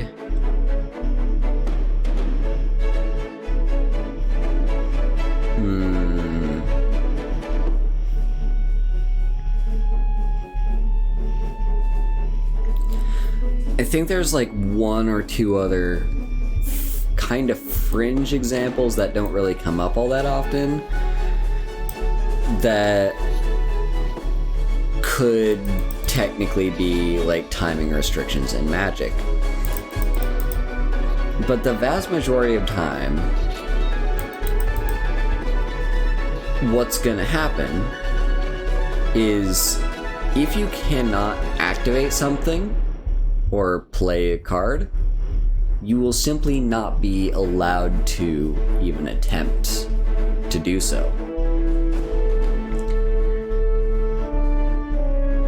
Here's my interpretation of what went down with the Dragon Spirit of White, and I could be entirely wrong, because it wasn't until after my thing got stopped because of the timing restriction that I was like, oh wait, shit, something's wrong here, I don't get it. Because up until then, I was just kind of brainlessly clicking through cards, expecting them to work the way that they always have for me.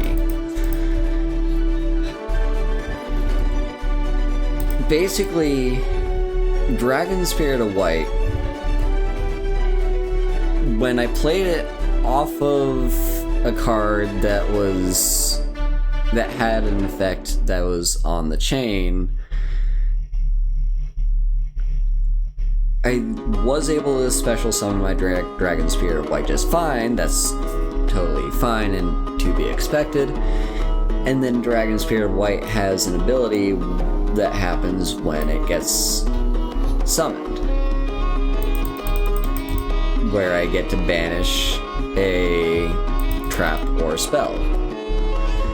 And I try to target the trap or spell. Now I can't remember if the game let me target it. I want to say it did, but based off of my conversation with Ian about this, it's entirely possible that the game did not allow me to, and I'm merely misremembering because I wasn't expecting to not be allowed to. So my brain simply fills in that gap. Brains are weird like that, you know, like, if you got your card keys off of the kitchen table as you were leaving the house, but you almost always get your car keys off of, like,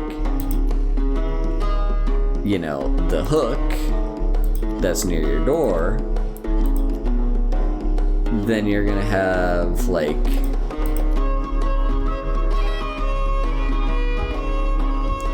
essentially, if you try to recall that instance, and if it's not terribly specific and not terribly, like, it doesn't stand... Actually, no, here's a better example. If you always get your car keys off of, like, the table,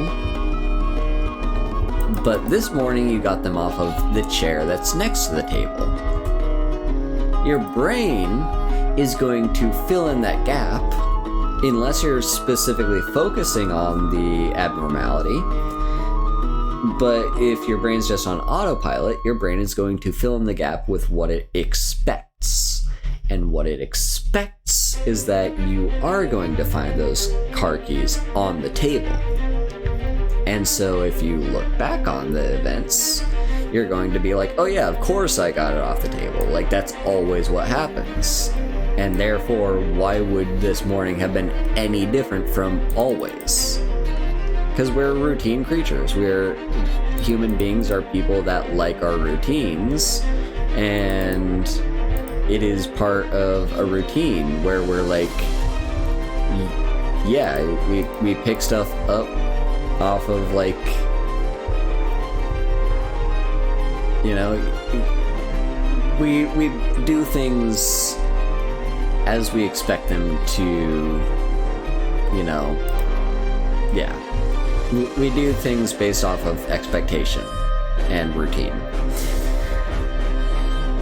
So the point being is, like,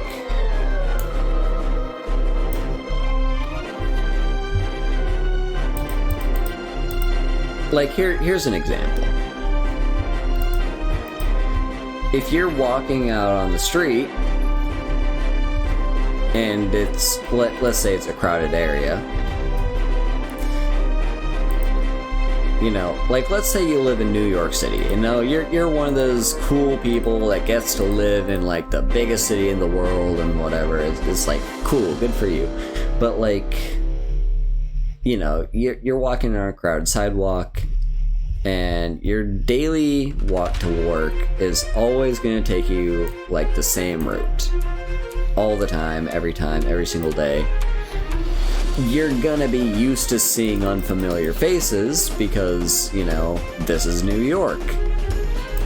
Like, the city doesn't function on routine. Like, sure, there are people that do have routine, and if you take the train to work every day, you're going to see a lot of the same faces on that train. But it's also, like, you know, a big city that attracts a lot of tourists, and therefore you're also going to see abnormalities every single day. You're going to see people that you've never run into before in your entire life and will never run into again in your entire life. Every single day.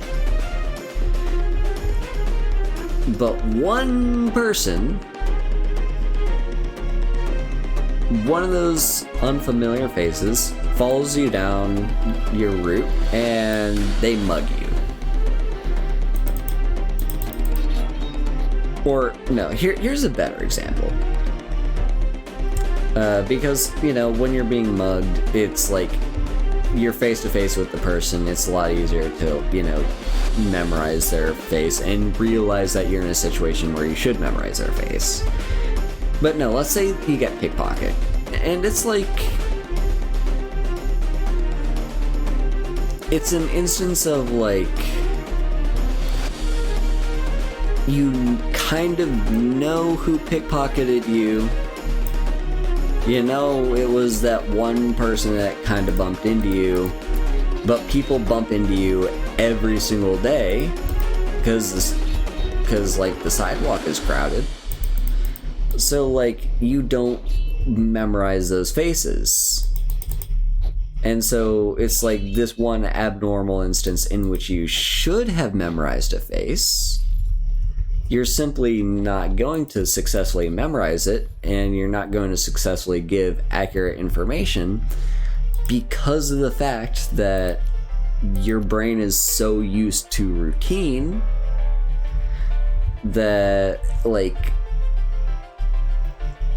there's kind of a threshold, right? Like,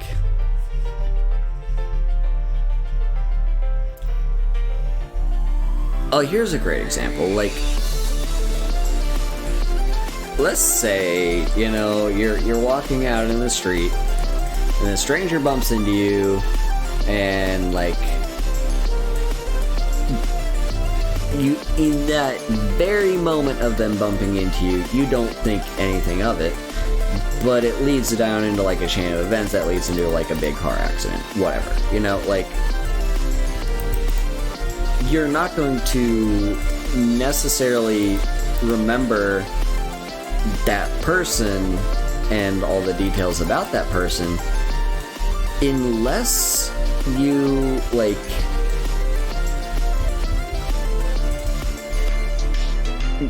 well, yeah, because, like, the point I'm trying to make here is there's kind of like a threshold, you know, like, if something is too outrageous, then you are going to remember certain, like, very specific details about it. But if something is, like, outrageous enough where it's, like, memorable and significant, but not terribly so outrageous where it's like, you know, it was a clown that pickpocketed you, well then, obviously it's a person that was wearing the clown wig and the clown nose and had the clown hat.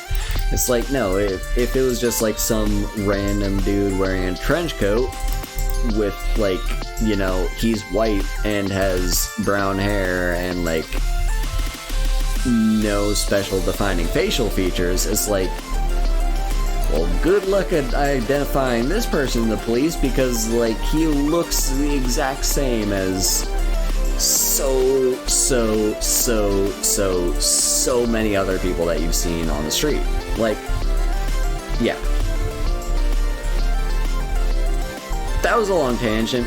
Point being, I was not paying too close attention to what the fuck went down with my blue eyes, not my blue eyes, with my Dragon Spirit of White, up until the moment that I got the pop-up notification saying that my effect did not happen because of a timing restriction. Because up until the moment where I got that notification, I was expecting everything to go the way that it always has gone up until now. Like, every single time I summon Dragon Spirit of White, I expect to be able to banish one of my opponent's cards, because that's always what fucking happens when I summon this card. And so there's one instance, it didn't happen, but I didn't realize it didn't happen because I thought it had happened because, like, that's what my brain expects to happen. That's just the expectation of every time I summon this card. Of course I was able to target one of my opponent's cards to banish because that's always how this card works.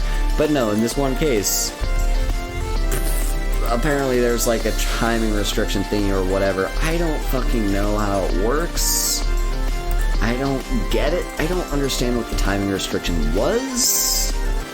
I mean, apparently there's like this whole thing of like, if, comma, you can, or whatever, like this one very incredibly specific wording on Yu-Gi-Oh cards is like a timing thing.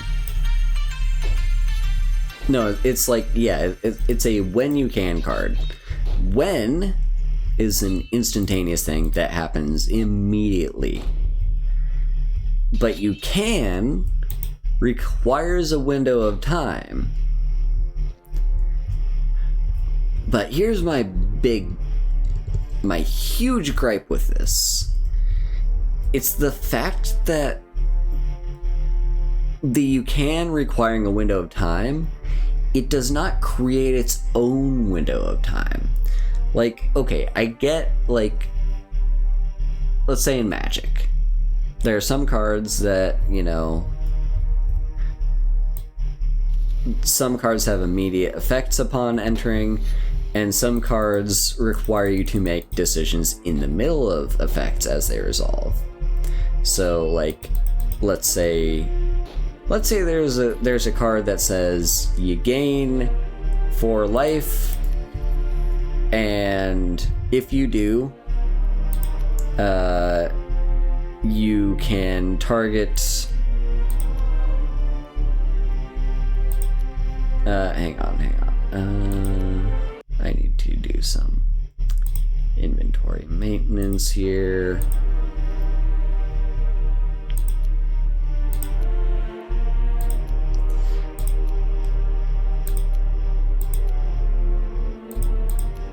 No, that's not what I want to do. Okay, cool. So now we've got engraved saber, falcon saber, engraved. Okay, so we do already have engraved. That's fine. That's fine. But yeah, like, you're having these instances where it's like, yeah, it's like you gain 4 life, and if you gain 4 life, then you may destroy target enchantment and opponent controls. Like, that sounds like a very reasonable white sorcery. That's probably an uncommon. Like, sure. I don't know, it might just be a common. Kind of depends on the set, depends on how significant life gain is to that set, depends on if the card's instant or sorcery, depends on its cost, yada yada. But let's focus on the effect here. You gain 4 life. That happens as soon as a card resolves. And like, sure, there are cards that prevent you from gaining life, which is why there is that clause of, if you gain this life, then this effect happens. So yeah, you gain 4 life, then if you gain life this way, you may destroy target enchantment and opponent controls.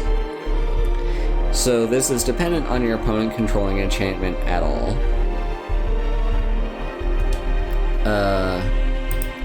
But of course, let's assume they do.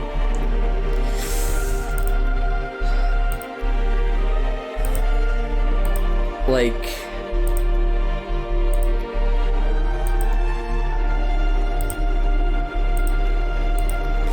okay, first of all, here's the biggest thing of all.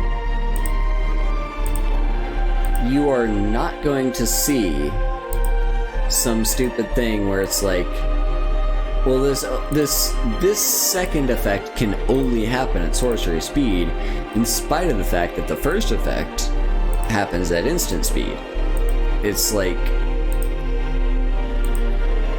that is simply not a thing in Magic. That is so incomprehensible for that to even occur at all. So like, yeah. And then we get to the,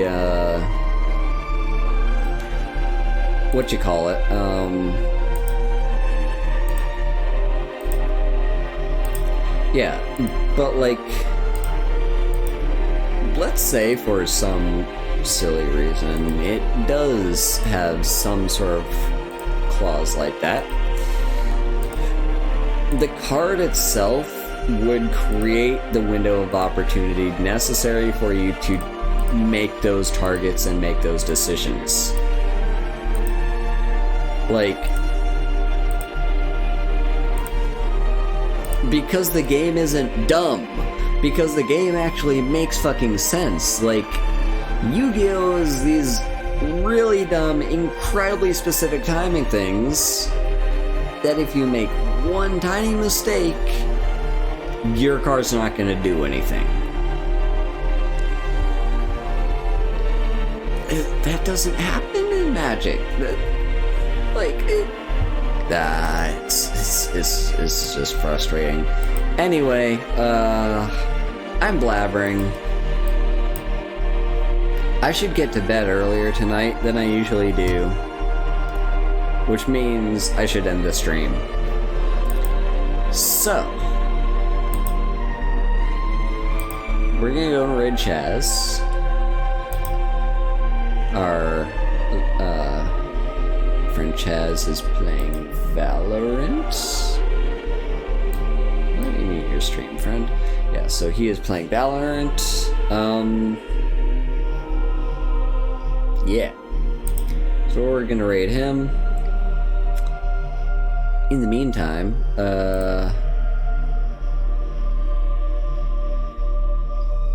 let's see. Big announcements. On Friday, JST, 9 a.m. So 2 days from now, and in fact, like, as of right now, it's more like a day and a half from now. But yeah, Friday, April 29th, 9 a.m. JST, I am going to have a birthday celebration stream. Because my birthday is coming up. It's not this soon. My birthday is actually midweek next week, early May. But the thing is, like, I wanted this to be a big celebration stream. I want it to be like a big, long thing that I could do. So it's going to be a bit earlier, is the thing. You know, that makes it more convenient for me. That works better for my work, you know, all that stuff. So, yeah. Big birthday celebration stream coming up in... it's less than 36 hours. In less than 36 hours. It is going to be a 24-hour long stream. Currently, my stream record is 16 hours and 45 minutes when I tried to beat the first Assassin's Creed game in a single sitting, and, well, there was a game-breaking bug near the end where I could not progress any further. This, I'm going to hope I can actually make it to the 24 hours. If I beat the game before the 24 hours are up, I will keep doing other stuff in the game, or maybe I'll switch to a different game, I don't know. But the goal is 24 hours. Now, if I completely complete everything in that game, and the 24 hours still are not up, then I might just end the stream, because I'll be fucking tired, and I'll just call it a win. But point being, yeah, we are hoping that we can break my stream record of 16 hours and 45 minutes. That's the goal. And that's hopefully what I'm going to be able to do. The game that we're going to play is Star Wars The Force Unleashed. This is the original Star Wars The Force Unleashed, the Ultimate Sith Edition. So it's got like all the DLC and stuff. And yeah. So look forward to that. It's gonna be fun. Hopefully the game runs okay. I'm gonna test it on my laptop, like either maybe tonight or most likely tomorrow. Just sometime before the stream, just to make sure it runs and make sure that I can get it to run in windowed mode. But yeah, that's something that I'm gonna focus on. Point being, hopefully it all goes okay, and we're gonna play the Star Wars game, The Force Unleashed, one of my favorite Star Wars games of all time. Like, seriously, one of my favorite Star Wars games of all time, hands down. Like, I don't think it beats out Battlefront 2. Battlefront 2 is, like, top tier. Like, it is, I think, the best Star Wars game of all time. But, yeah, no. Force Unleashed, probably second best. So we're going to be playing that on stream, and try to beat it all in one sitting. With all that said, thank you all so much for coming, and Yeah, so here in chat is gonna be a raid message. When we get over to Chaz, you can copy and paste this, or type it in yourself. And if you're subbed to me, you can have access to this little heart emote. Speaking of emotes, by the way, I do have emotes in the works, because if you remember, we reached the new emote here during my subathon almost a month ago. It was April 1st of this year, so yeah, we reached the new emote tier, so I did commission those, and they're coming along. They are close to being done, and it is my hope that you will be able to see those during the birthday subathon. It's not terribly likely, but I'm hoping it might be the case. Either way, keep an eye out for those, and don't forget to sub if you do want them. Anyway, I've been blabbering enough. I'm feeling tired again. I was pumped up, but now let's go. Yeah, let us go. Say hello to Chaz. Bye bye.